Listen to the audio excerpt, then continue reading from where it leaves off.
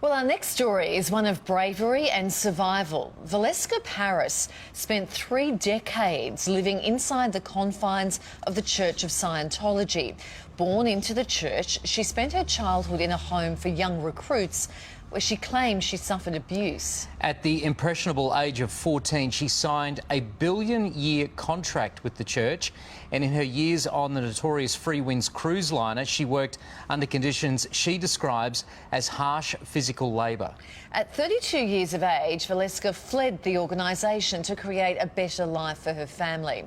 Now, the mum of 3 is on a mission to speak out, sharing her story with the world to reveal what really happens behind closed doors. And Valeska Paris joins us from Brisbane this morning. Hi, Valeska. So you were born in Switzerland, but when your parents divorced, your father joined the Sea Org. You went to live in a home for children of Sea Org members. So what was that like?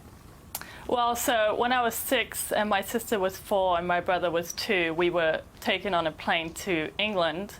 And we ended up at St Hill. My mum was there, and she was basically escorted by 2 men in grey away from us, and we were put on this old bus and taken to this run-down mansion, and we were basically put in dormitories. The living conditions were horrendous.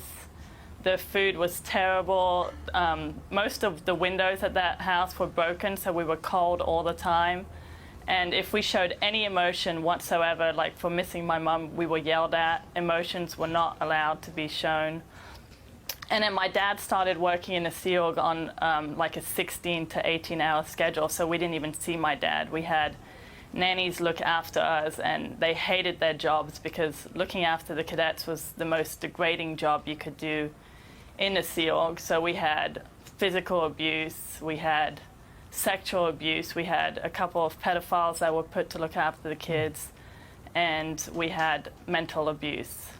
And just so we're clear, the Sea Org is sort of a section of it's an arm of the Scientology. Is that how you would describe it, so we know what the Sea Org actually means?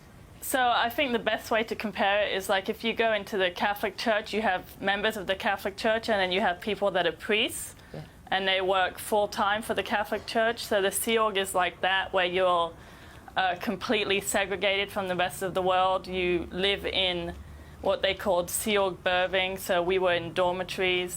Like the pay for Sea Org members is $50 a week if they're lucky, and your food and rooms get paid for, but it's like really bad food and really bad living conditions. Right. And your parents know, per Hubbard policy, L. Ron Hubbard, who started Scientology, as a cadet, your parents do not have the right to be your parents. You are basically a future Sea Org member, and you're being groomed to be a Sea Org member. And we were treated like we were in the way. If you are upset about something, you can't go to your father about it, you can't go to your parents about it, you can't show any emotion. Also, per Hubbard policy, a child is a grown-up in a little body, so you're not treated like a child, you're treated like an adult. You say you signed a billion-year contract with the Sea Org as a teenager, so just explain those contracts. So basically, Hubbard believes that you live more than once, so you live lifetime after lifetime. So the billion-year contract is, you're not just dedicating yourself to the Sea Org for this lifetime, you're dedicating yourself for a billion years. So you're supposed to, when you die, you're supposed to come back. So I first signed that at 6 years old in the Cadet Org, and then again at 14. Wow. Right. Now, you say that the media has a focus on the big stars like Tom Cruise, who are members of Scientology. But how different is their experience to those like yourself who are in Sea Org? Well, celebrities are treated like royalty, especially Tom Cruise, and Sea Org members are treated like slaves. So, and for me, like, the worst is cadets and children, because we were born into it, or, you know, some of us were brought into it as young children, and you don't have a choice. This is your life, and this is what you're going to do, and you're completely cut off from the outside world, so you don't know anything else. You often hear of the struggles of people when they realise that they want to get out. Getting out is very difficult. When did that realisation come to you, and how difficult was that process? Well, as a child, in the Sea Org, like starting very young, because I was a cadet, you feel like you're worthless. There is no such thing as unconditional love, because you know that if you cross, from the age of 6 years old, I knew that if I crossed Scientology or I did anything that would get me kicked out of Scientology, that I would lose my parents. Scientology comes first. So that's like the most damaging thing that happens as a child, is you feel unloved, you feel unwanted, and you feel like there is no such thing as unconditional love. And how did you get out?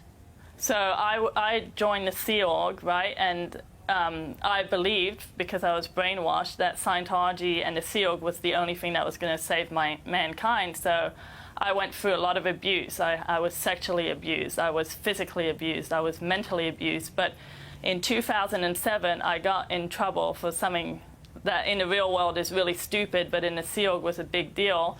And I was escorted from my room on the ship and brought to a room with a camera in front of the door. I was put under 24-hour watch. At that time, we were also getting an average of 2 hours sleep a night, so I was exhausted. I was getting yelled at every day. I was put in the engine room to work in the engine room full-time for 3 months straight. I was not allowed to talk to anybody else. I had to eat my meals, 15-minute meal breaks in the boiler room. And I had to work, like, you have to go under the decks in the engine room. You don't have any protection. And in these claustrophobic conditions, you have to clean bilge oil. So I was doing this every day for 3 months. And at the end of the day, you have to clean yourself with diesel.